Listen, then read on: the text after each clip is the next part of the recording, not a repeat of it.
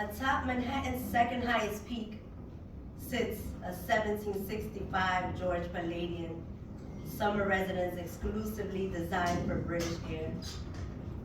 A white house without much external flair, but with unmatched views of Harlem, of Hudson Harbor, a fortress for Colonel Roger and Mary Morris, the largest human dealers of their time.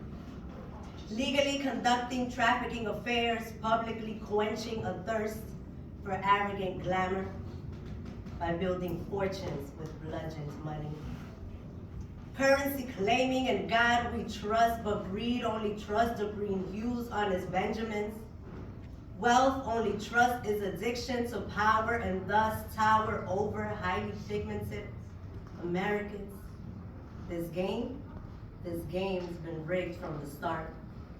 Affluence created the regimen. Hence why law is always on the side of treasury.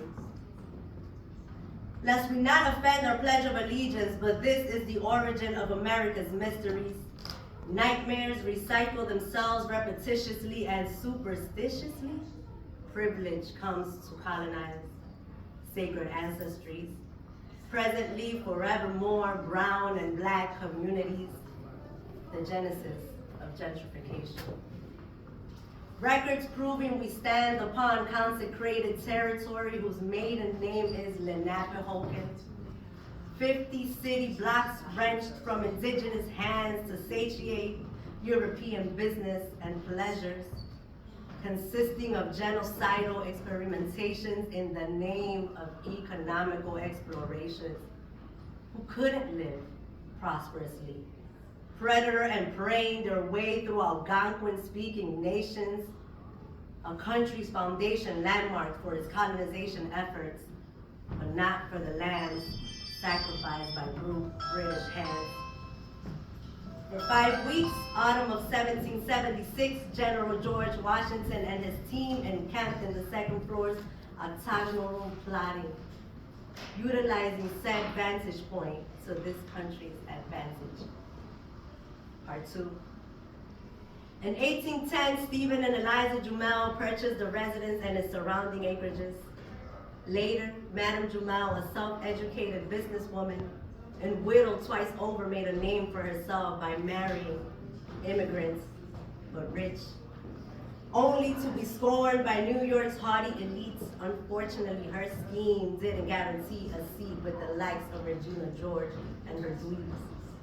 Madam wasn't born into greed. Free as bald eagles on dollar bills, Eliza did not remarry and began to summer in Saratoga Springs, crossing paths with a free black family, a free family, hiring them all as staff and daringly claiming black offspring as her kin, but still treating them like property. Part 3. Ann Northup, mother, wife, cook, and not quite a widow, but a beloved husband and adoring father, had gone missing. Solomon Northup, farmer and gifted musician, was alienated from his relatives by way of trickery, lured, kidnapped, and drugged into slavery, hauled from Saratoga Springs to Washington, D.C., to Louisiana, and finally New Orleans. For 12 years, a slave. Clearing cane to develop land that would never be entrusted to any of his kids, Margaret, Elizabeth, or Alonzo. For a decade, burden of proof was on him, and amendments, per usual, were not on his side. Typical narrative of Black America the Great. 4. The epilogue.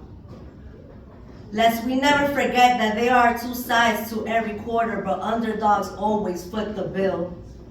And so this reverence and spotlight is reserved for the lives that never mattered, for the flesh that endured as souls decayed, losing hope, strength, and perhaps the desire to remain alive, doing so anyway, while humbly serving its enemies.